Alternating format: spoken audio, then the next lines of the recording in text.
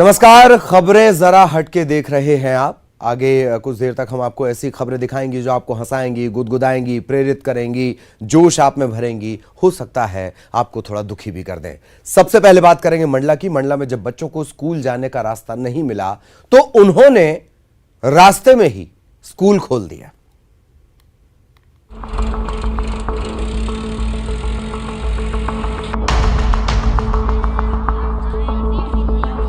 सबसे गुहार लगाई गई कि नदी पर पुल बना दो, लेकिन किसी ने ना सुनी। अब बच्चे कितने दिन स्कूल ना जाते, आखिरकार थक हार कर सड़क पर ही शुरू कर दी पढ़ाई। रोड ही बन गया क्लासरूम। ये तस्वीरें मंडला की हैं। यहाँ हृदय नगर से टिकरवारा के बीच बंजर नदी में उफान आ जाने के चलते नदी का जलस्तर बढ़ गया है। नदी पर पुल नहीं है, ऐसे में छात्र स्कूल नहीं जा पा रहे हैं। स्कूल का रास्ता बंद होने पर छात्र रोड पर ही बैठकर पढ़ाई करने लगे।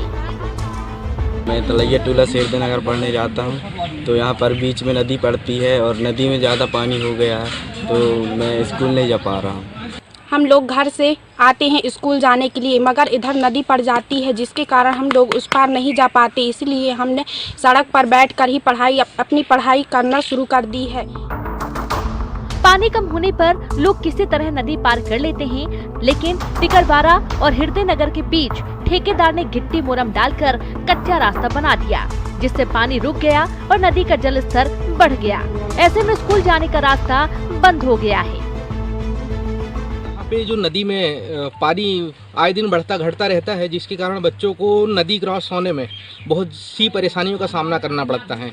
उनके कपड़े, यूनिफॉर्म भीग जाते हैं, कभी कभी बच्चे नदी में गिर जाते हैं। इसके कारण ये बच्चों को जो परेशानी है, इसलिए बच्चे नक नहीं पा रहे हैं और उन्हें मजबूर होकर के इस रोड पर उन्हें अपनी पढ़ाई पूरी करनी पड़ रही है।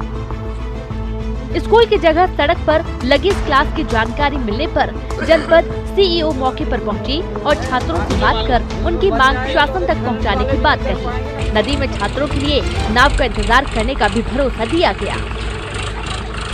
के निर्देश पे मैं यहाँ पर आया तो यहाँ देखा कि बच्चे 8वीं और जो बड़ी कक्षाओं के बच्चे हैं वो यहाँ तलैया टोला से जो है निकल करके हृदय नगर जाते हैं। बीच में नदी पड़ती है जिसमें पुल भी नहीं है और काफ़ी पानी भरा हुआ था, जिस कारण बच्चों को आने जाने में सुविधा हो रही है। व्यवस्था के रूप में जो पुल के ठेकेदार है वो यहाँ नाव की व्यवस्था कर रहे हैं। बच्चों को समझाया गया है स्कूल जाने के लिए और कोशिश करेंगे जो पुल की मांग है वो हम आज ही शासन स्तर तक पहुँचा रहे हैं।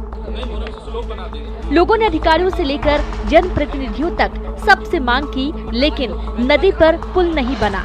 शायद यूं रास्ते में लगा ये स्कूल जिम्मेदारों को अपनी जिम्मेदारी का एहसास दिलाए। कृष्णा साहू, न्यूज़ 18, मंडला।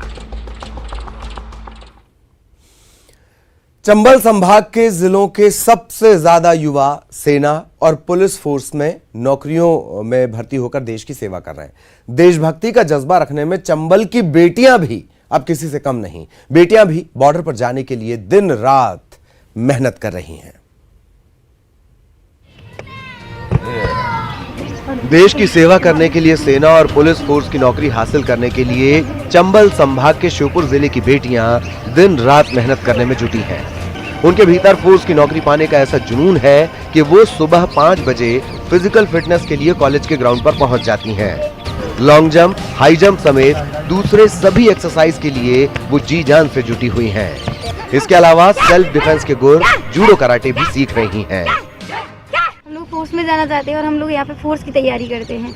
यहाँ हम लोग सुबह 5:30 बजे आ जाते हैं, रनिंग करते हैं 5:30 बजे से। उसके बाद लॉन्ग जंप करते हैं, हाई जंप करते हैं, एक्सरसाइज, शॉर्ट पुट और फिर कराटे वगैरह की तैयारी करते हैं। प्रदेश की इन बेटियों को फिजिकल की तैयारी के लिए कॉलेज प्रबंधन के जरिए किसी भी तरह की मदद मुहैया नहीं करवाई जा रही है। ग्राउंड में लाइट तक नहीं है। मोबाइल की फ्लैश लाइट के सहारे तैयारी करने को ये मजबूर है, लेकिन देशभक्ति का जज्बा इतना कि अपने खर्चे पर सेना और फोर्स की नौकरी पाने के लिए जमकर पसीना बहा रही हैं। जी, हम डिफेंस में जाना चाहते हैं। मतलब ये रुचि थी हमारी कि हम इसमें जाएं, फोर्स ज्वाइन करें। लेकिन पहले यहाँ कोई सुविधा नहीं थी, लेकिन सर आए तो उनसे बहुत कुछ मिला हमें उनसे।